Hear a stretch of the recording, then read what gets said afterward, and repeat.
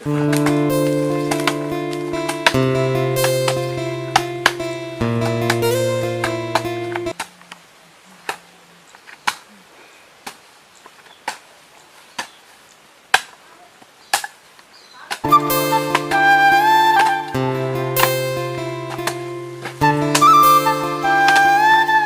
हो कोड़त कोड़त हमार नस दुखाए लागल, चला ना घरे। चल तब, भूखो लागल बा जोड़े से। चला तब चले गए।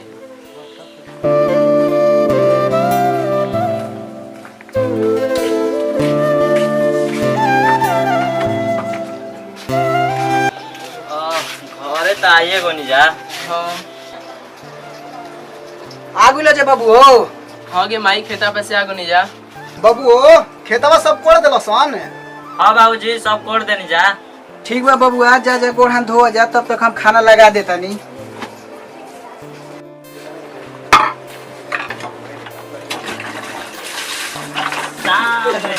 धुआं धुआं मारे दरानी छुआ छुआ। साले काम करत करत गाँव फाटल बा, आ तेरा गाना याद आवता। चल चुपचाप भूख लागल बा जोर से खाए के।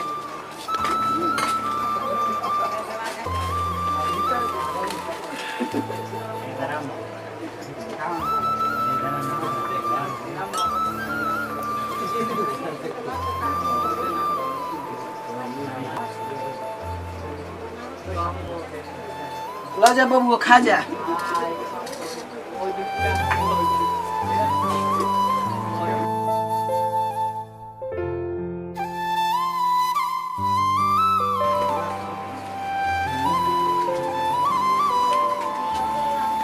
माई चाचा चाची कहाँ बाड़न जा, लोकन नहीं खन जा। का बताई हम बाबू, देखत नहीं खा जा बाबू। कहिए से ही घर में बिरदंग लगैले बड़ा सन। तो ऊ कहाँ बड़न जा बाबूजी? होका घर में रुस के बैठल बड़ा सन। रुको भैया तब हम देख के आवतानी। जो तब जल्दी दे के आओ तब।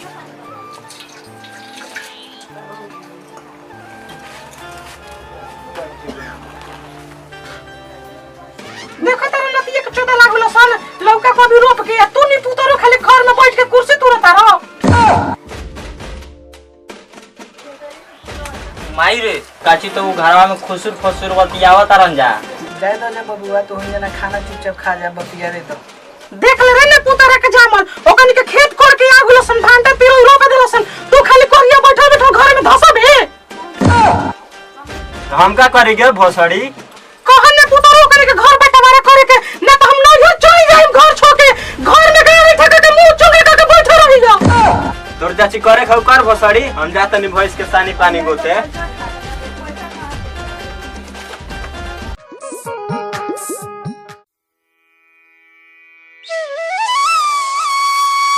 इन्ने पुतरा के चल दे, मन करो तो जाहुर महर काट के कहीं सूत जाई। घर में रहल मुश्किल भइल बा। छोटको हइवा गनवा काहे ना बाहर देलु है? काहे बाहर के 70 72 खेत में लौका का बिरो पतर सुंदर दे तर सुन कहत 70 72 के आंगन घर बाहर दे ना भरम जो भाई। काहे दीही के हमार बेटा भतारो पता से तोरा के दीही खाए खाती, खाली बैठल बैठल घर में खइबू सन। तू अपन भतरा के भेज ना कमाए के। काहे के जाएगा भतर चबानी हमर भतरा कमा, तू तो जाके भतरा के भेज ना कमाए के। खाली बैठल बैठल खा ले रे आई चाप। अरे काहे झागरा कोले बसरे? दादा नी छोटो के कनी के राड़ी मुख धोनी सुगेरे से गाड़ी देता ऐसा ने करी के कदी से हई बाटती हिस्सा लौका पाड़ा में हिस्सा मारती सब कमाई में धमाई देते सब करी। तू छोट हो के हाथ नहीं दिखत रे। आई रे माई रे बापू रे, आई रे बाबू, आई रे तेरे चौड़ा दे हो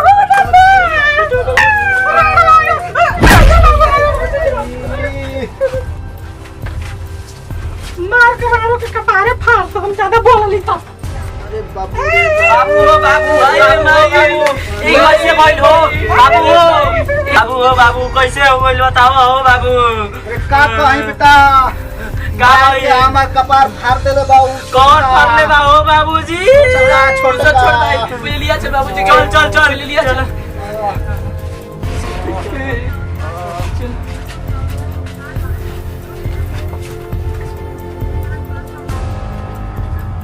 सोलेनी पत्रों के बेटा उ तो गाला तो गोलनिया से कौन सा घर जाओ दुआर जमीन बटवाओ तो गोलो न तर मार के सुतुल तोड़ देम।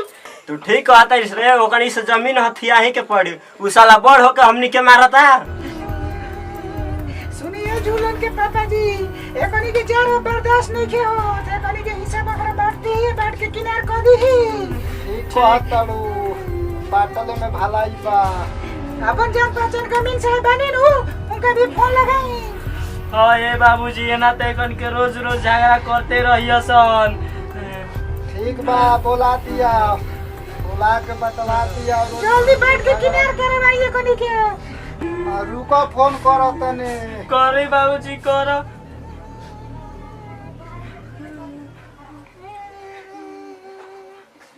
हाँ हेलो नवीन साहब जी।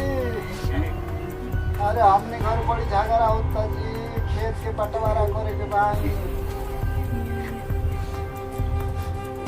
चलिए ठीक बा आई।